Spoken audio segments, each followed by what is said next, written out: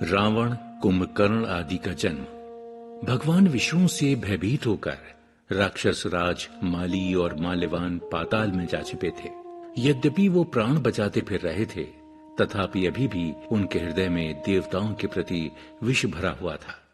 भगवान विष्णु द्वारा सुमाली के मारे जाने से वो अंदर ही अंदर प्रतिशोध की ज्वाला में जल रहे थे।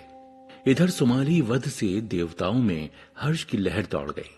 अब वो चुन चुन कर दैत्यों को मारने लगे। जहां कहीं भी दैत्य दिखाई देता, देवता पल भर में ही उसका काम तमाम कर देते।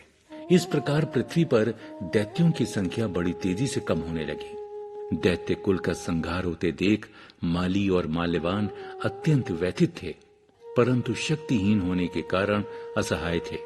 इस विपदा की घड़ी में कोई भी उनका सहायक ना था।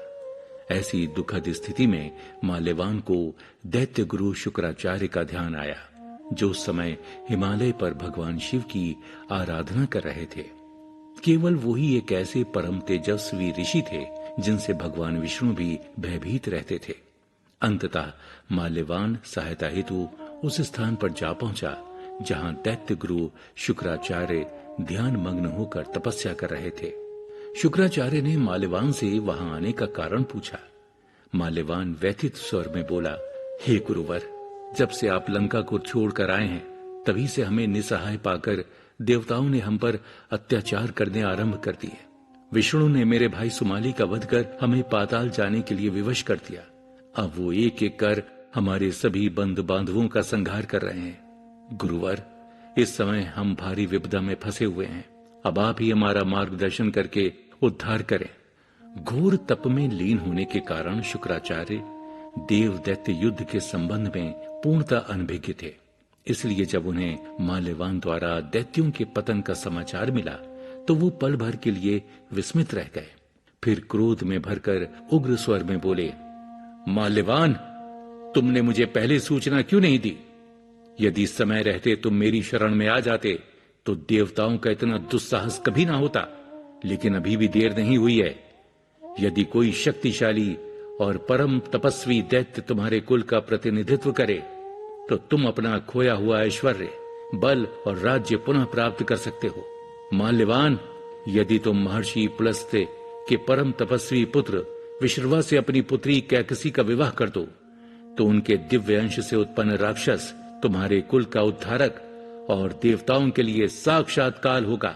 माल्यवान ने विश्रवा ऋषि के तप और विद्वत्ता के विषय में बहुत कुछ सुन रखा था। यदि ऐसा योग्य और तेजस्वी वर कैकसी को सहर्ष स्वीकार कर ले तो राक्षस कुल का उद्धार हो जाएगा। ये सोचकर दैत्य माल्यवान प्रसन्नता से भर उठा। तदनंतर शुक्राचार्य को प्रणाम कर वो वापस लौट आया। अब माल्यवान का प्रमुख उद्देश्य अपनी पुत्री कैकसी का विवाह विश्रवा ऋषि के साथ करवाना था। साथ ही वो जानता था कि ब्राह्मण कुल में जन्मे विश्रवा दैत्य कुल की कन्या से कदापि विवाह नहीं करेंगे। अतः उसने युक्ति से काम लिया। उन दिनों विश्रवा ऋषि वन में घोर तप कर रहे थे। माल्यवान ने उचित अवसर जानकर अपनी पुत्री कैकसी को उनकी सेवा के लिए भेज दिया।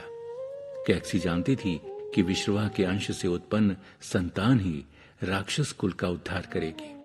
इसलिए वो भी पूरी निष्ठा के साथ उनकी सेवा में संलग्न हो गई। कैकसी तप में लीन विश्रवा ऋषि के शरीर को प्रतिदिन स्वच्छ जल से साफ करती। तदनंतर पूजन अर्चन की सामग्री एकत्र कर उनके समक्ष रख देती। संध्या समय अपने कोमल हाथों से उनके चरण दबाती। इस प्रकार सेवा करते हुए बहुत लंबा समय बीत गया। एक दिन तप ध्यान पूर्ण होने पर विश्रवा ऋषि ने सहसा नेत्र खोल दिए। उन्हें अपने समक्ष ही कैकसी बैठी दिखाई दी। उस समय वो ऋषि के चरण दबा रही थी। विश्रवा समझ गए कि ध्यान के समय इसी युवती ने मेरी सेवा की है। उनका मन प्रसन्नता से भर उठा और उन्होंने युवती से इच्छित वर मांगने को कहा। कैकसी इसी समय की प्रतीक्षा कर रही थी। वो हाथ जोड़कर विनम्र स्वर में बोली, ऋषिवर, मैं दैत्यराज माल्यवान की पुत्री कैकसी हूँ। एक दिन यहाँ से निकलते हुए मेरी दृष्टि आप पर पड़ी और मैं आपके वशीभूत हो गई। तभी से पत्नी की भांति मैं निरंतर आपकी सेवा कर रही हूँ। मुनिवर, अब मैं आपको छोड़कर नहीं जा सकती, इसलिए आप मुझे स्वीकार कर मेरी इच्छा पूर्ण करें। कैकसी की सेवा और भक्ति से विश्रवा ऋषि पहले ही अत्यंत प्रसन्न थे। उस पर इन प्रिय वचनों को सुनकर उनका मन गदगद हो उठा। उन्होंने उसी समय माल्यवान के पास जाकर कैकसी से विवाह की इच्छा जताई। माल्यवान भी इसी समय की प्रतीक्षा कर रहा था। उसने बिना विलंब किए विश्रवा ऋषि और कैकसी का विवाह करा दिया। नव विवाहित दंपत्ति वैवाहिक सुख में निमग्न हो गए। उचित समय पर कैकसी ने एक सुंदर और शक्तिशाली पुत्र को जन्म दिया, जिसका शरीर जन्म लेते ही 8 वर्ष का हो गया। वो चमत्कार देख कैकसी आश्चर्यचकित रह गई। उसने जब पति से इस विषय में पूछा तो वो मुस्कुराते हुए बोले, प्रिय, तुम्हारा ये पुत्र दिव्य शक्तियों से परिपूर्ण होकर परम तपस्वी और वेदों का प्रकांड पंडित होगा। संसार इसे रावण के नाम से जानेगा। देवता, दैत्य, राक्षस, मनुष्य सभी इसके नाम से भयभीत रहेंगे। तीनों लोकों को जीतने वाला ये बालक सृष्टि के अंत तक जाना जाएगा। पुत्र के विषय में जानकर कैकसी प्रसन्नता से भर उठी। आखिरकार उस शक्तिशाली राक्षस का जन्म हो गया था, जिसकी प्रतीक्षा अनेक वर्षों से की जा रही थी। जब ये समाचार माल्यवान को मिला तो वो उसी समय कैकसी से मिलने आ पहुंचा। एकांत पाकर उसने कैकसी को समझाया, पुत्री, अभी इतना प्रसन्न होने की आवश्यकता नहीं है।